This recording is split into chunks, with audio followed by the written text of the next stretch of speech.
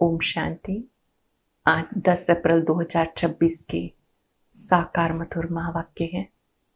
आज की मधुर मुरली में बाबा बच्चों से रूहान कर रहे हैं कि आपकी मंजिल बहुत ऊंची है। इस ऊंची मंजिल में सबसे बड़ी रुकावट कौन सी है? बड़ी रुकावट है कि बच्चों में कहीं ना कहीं खाने पीने पहनने के शौक अंदर ही अंदर निकल के आते हैं। इस समय तुम बच्चे वनवाह में हो। तुम्हें खाने पीने का शौक, पहनने का शौक ये नहीं होना चाहिए। जितनी महंगी चीजें होंगी उतना ध्यान ज्यादा रखना पड़ेगा। तुम बच्चे वनवाह में हो, इसलिए तुम्हें बहुत बहुत साधारण रहना है, सिंपल रहना है। बाबा ने याद दिलाया ये बेहद का खेल चल रहा है, तुम्हें इस खेल को साक्षी होकर देखना है। बाबा जब बच्चों से मिलते हैं, पूछते हैं इसी नाम रूप में पहले कभी मिले हो? बच्चे कहते जी बाबा, कल्प पहले भी इसी नाम रूप में यहां पर इसी प्रकार मिले थे, अब भी मिले हैं, कल्प के बाद फिर मिलेंगे। बाबा कहते ये प्रश्न और कोई पूछ नहीं सकता। जो सर्विसेबल बच्चे हैं उनकी निशानी है कि वो सदा सेवा में भागते दौड़ते रहेंगे, छुट्टी लेकर भी सेवा अवश्य करेंगे।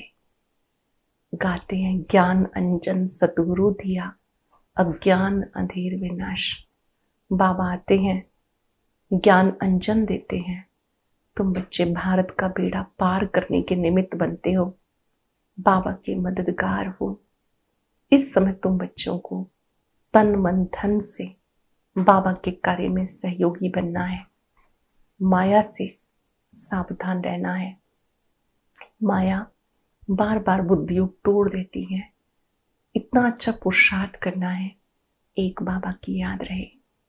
सुनते हैं बाबा के मधुर बोल। बाबा ने कहा मीठे बच्चे, बाप आए हैं भारत को सैल्वेज करने। तुम बच्चे इस समय बाबा के मददगार बनते हो। भारत ही प्राचीन खंड है। बाप आए हैं भारत को सैल्वेज करने। तुम बच्चे इस समय बाबा के मददगार बनते हो। भारत ही प्राचीन खंड है। क्वेश्चन है, ऊंची मंजिल में रुकावट डालने वाली छोटी छोटी बातें कौन सी हैं? ऊंची मंजिल में रुकावट डालने वाली छोटी छोटी बातें कौन सी हैं? अगर जरा भी कोई शौक है, अनासक्त वृत्ति नहीं है, अच्छा पहनने खाने में बुद्धि भटकती है, ये बातें ऊंची मंजिल पर पहुंचने में अटक डालती हैं। ये बातें ऊंची मंजिल पर पहुंचने नहीं देती। इसलिए बाबा कहते बच्चे वनवाह में रहो, सिंपल रहो। तुम्हें सब कुछ भूलना है, ये शरीर भी याद ना रहे। अटेंशन से सुनेंगे।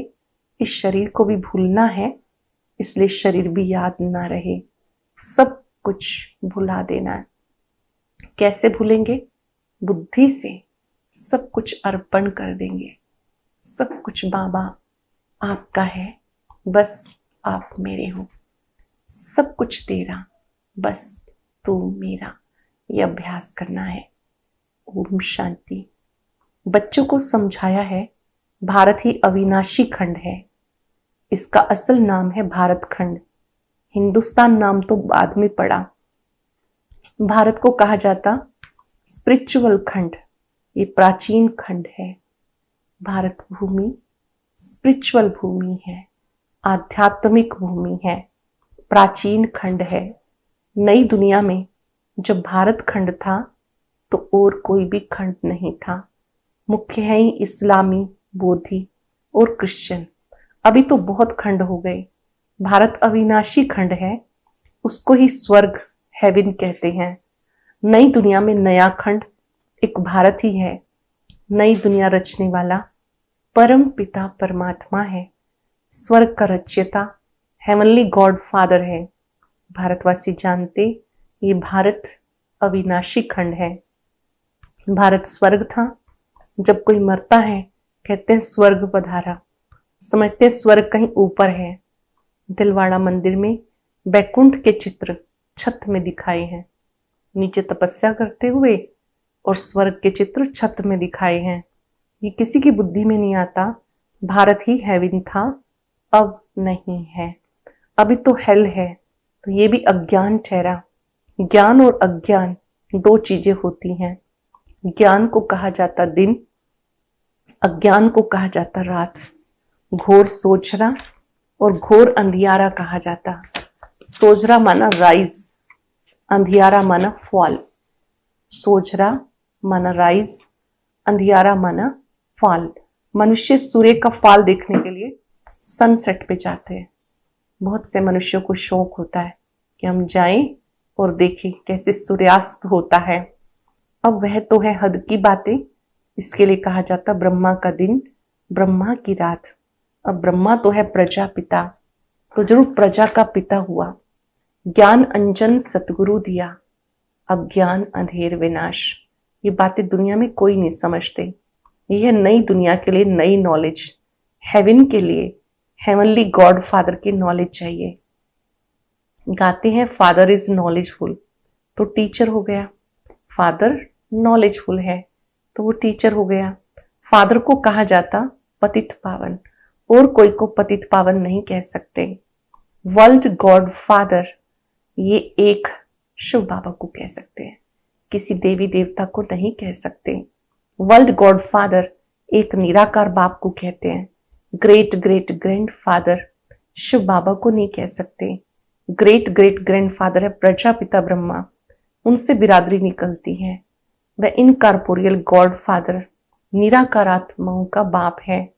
निराकारी आत्माएं जब यहाँ शरीर में है तब भक्ति में पुकारती हैं।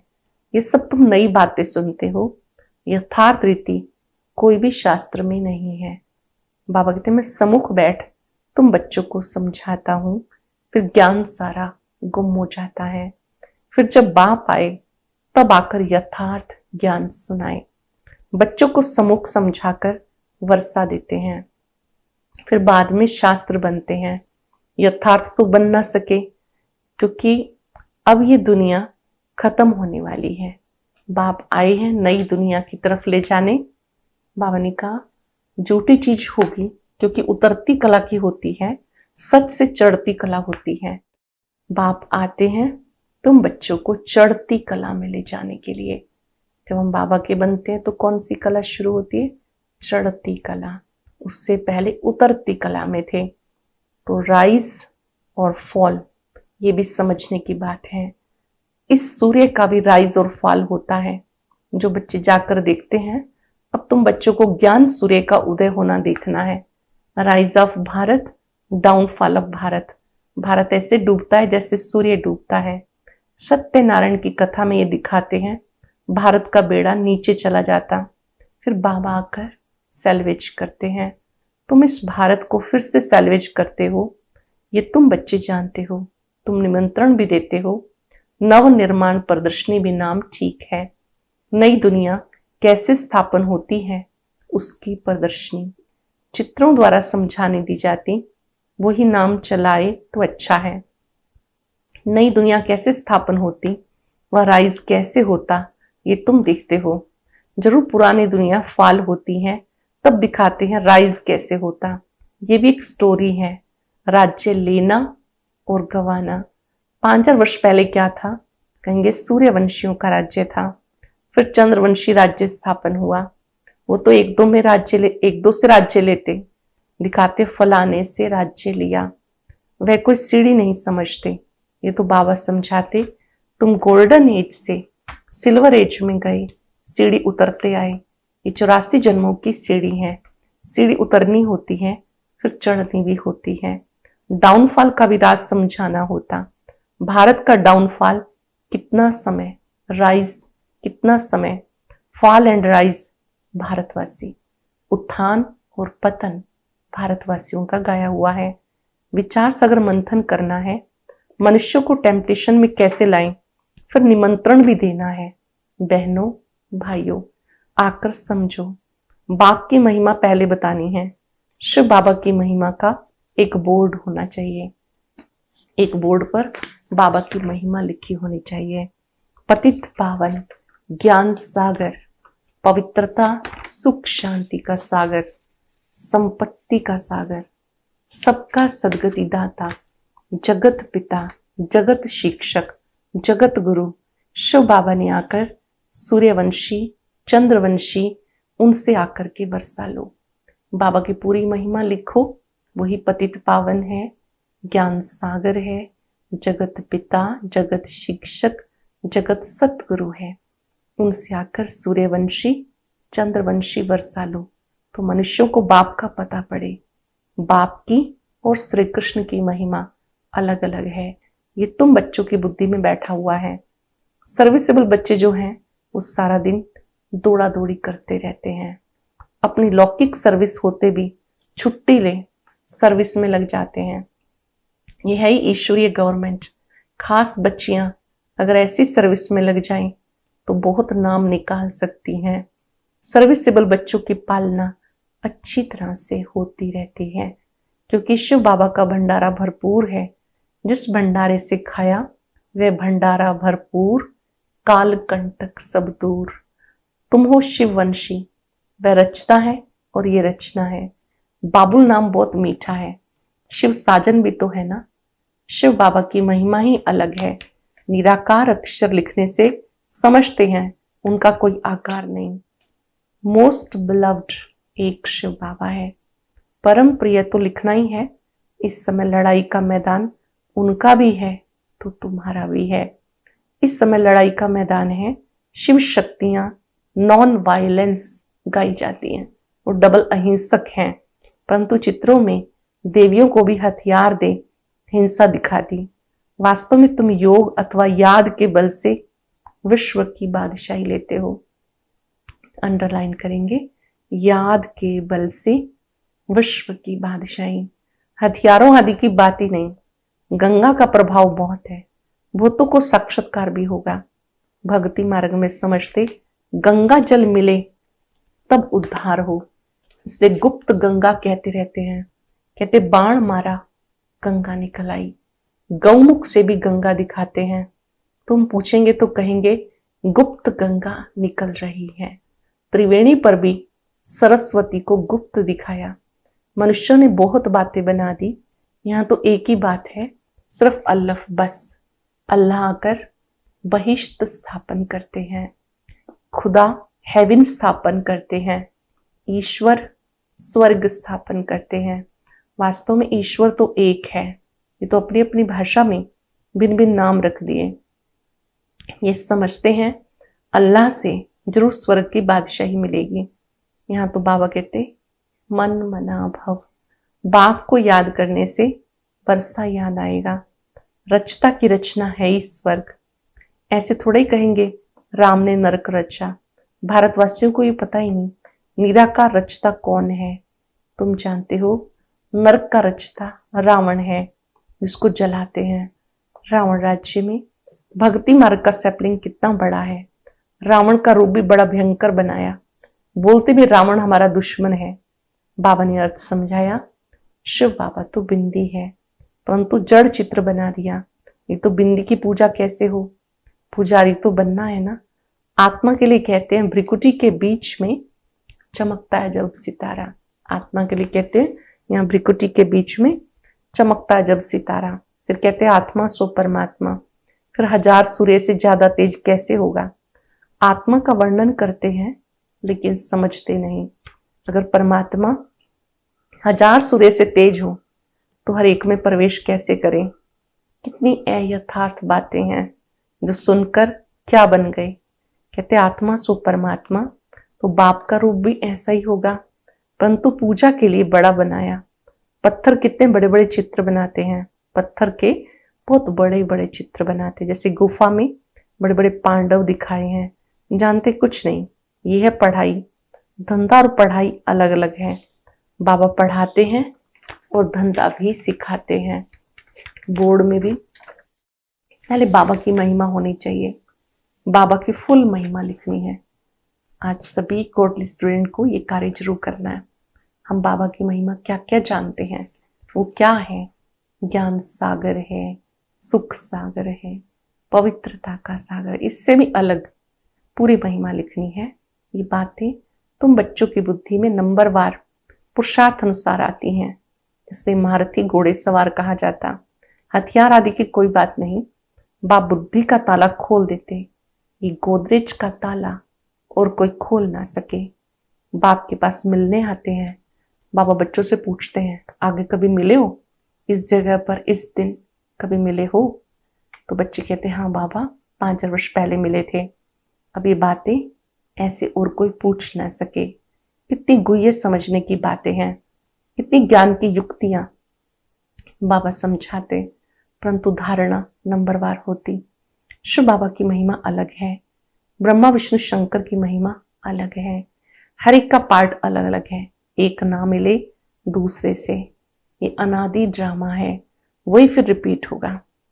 अब तुम्हारी बुद्धि में बैठा हुआ है, हम कैसे मूल वतन में जाते, फिर आते हैं पार्ट बचाने के लिए।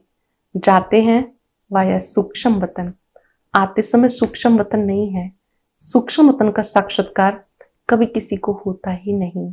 सूक्ष्म वतन का साक्षात्कार करने के लिए कोई तपस्या नहीं करते, क्योंकि उनको कोई जानते नहीं। सूक्ष्म वतन का कोई भगत थोड़े ही होगा। सूक्ष्म वतन अभी रचते हैं, वाया सूक्ष्म वतन जाकर फिर नई दुनिया में आएंगे। इस समय तुम वहां आते जाते हो। तुम्हारी सगाई हुई है, ये पियर घर है। विष्णु को पिता नहीं कहेंगे, वो है ससुर घर। जब कन्या ससुर घर जाती है तो पुराने कपड़े सब छोड़ जाती हैं। तुम पुरानी दुनिया को ही छोड़ देते हो, बुद्धि से पुरानी दुनिया को ही भुला देते हो। तुम्हारे और उनके वनवाह में फर्क है। तुमको भी बहुत अनासक्त रहना है, देह अभिमान तोड़ना है। ऊंची साड़ी पहनेंगे तो झट देह अभिमान आएगा, मतलब महंगी चीजें पहनेंगे तो देह अभिमान आएगा। मैं आत्मा हूं ये भूल जाएगा। इस समय तुम हो ही वनवाह में।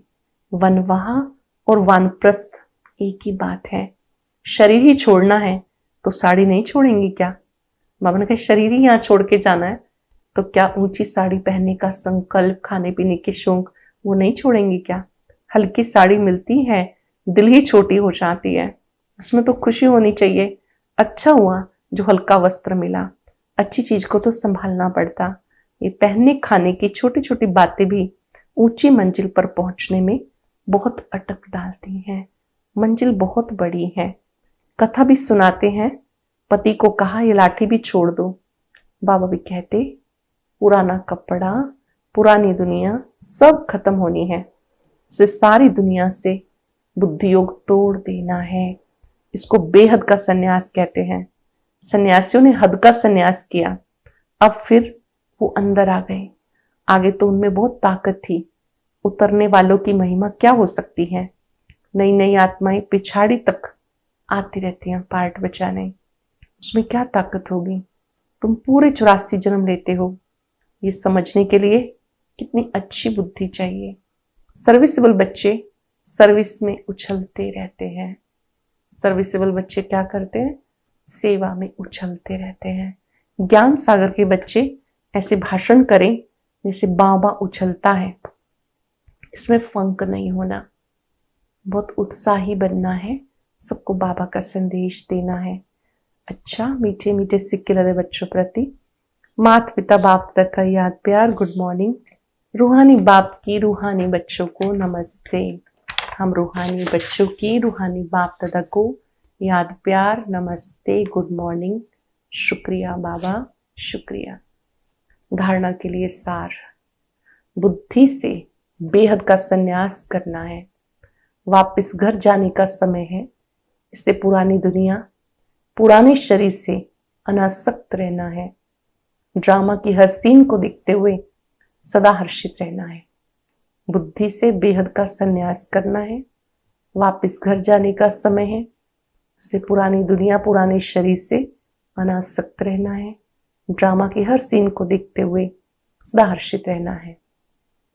बहुत सुंदर वरदान। बाप दादा को अपना साथी समझकर डबल फोर्स से कार्य करने वाले सहज योगी भव। बाप दादा को अपना साथी समझकर डबल फोर्स से कार्य करने वाले सहजयोगी भव।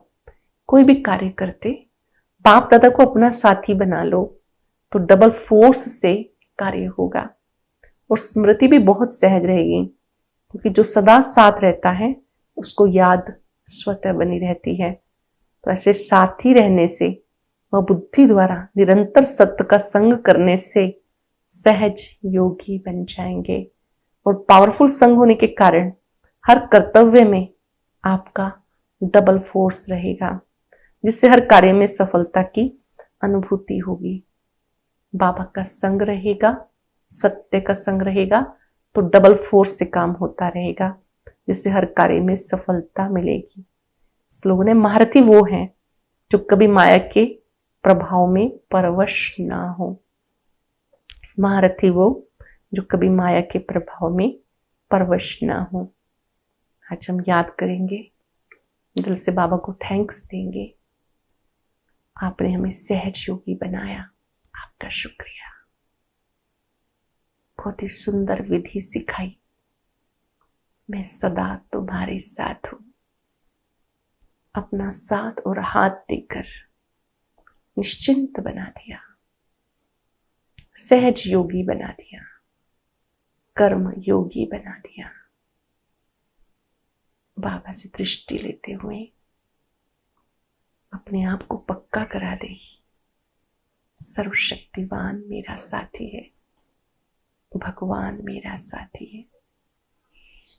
शुक्रिया बाबा, शुक्रिया।